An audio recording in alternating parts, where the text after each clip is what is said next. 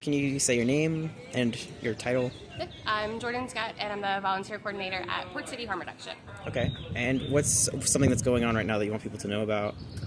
So just really want people to know that we, like a lot of other organizations, have been impacted by the craziness of this administration and the funding cuts. And we are on the brink of, losing our only funding, which eventually would require for us to shut down our fixed site and have to go back to mobile, which we'll do.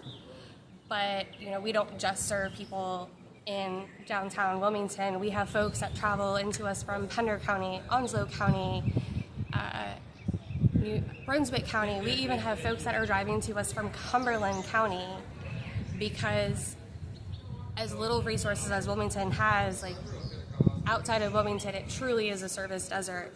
And we are, desperately trying to figure out a plan, work with other community organizations that have also been impacted. But the city and the county, they have to step up. It shouldn't have to fall on me and you and the actual community members to carry the weight of everything. We're all drowning, and the city and the county, they have the ability to do something about it, and it's a matter of what are your priorities really? Is it keeping developers happy, or is it actually creating a healthy Wilmington? Why do you do what you do?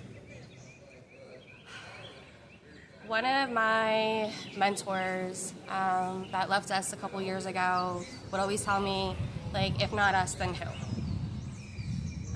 And because I believe in community, I believe in those principles of collectivism and mutuality and just mutual aid, and I remember a time when communities did have that, and that was when we actually invested in our communities, and we had community centers and rec centers, which all, by the way, are socialism, just like the firefighters, socialism. But along the line, we stopped investing in those things because it wasn't a priority, and this is the result. So you would say that community is a priority? Yeah, community should be everything. Community is the backbone. Even if you're a super introverted person, we're still, at the end of the day, we are biologically hardwired for connection. And we're seeing in real time what happens when we lose community and we lose that connection. What do you want homeless Herald viewers to know about the population that you serve? That they truly are no different than anybody else. People make so many assumptions, right? And assumptions 9 times out of 10 are just bullshit. And here's the thing, even if somebody made every possible worst decision, they are still, at the end of the day, a human being. They are still deserving and have an inalienable right to basic things: housing, food, employment, community, and that's not negotiable. Absolutely.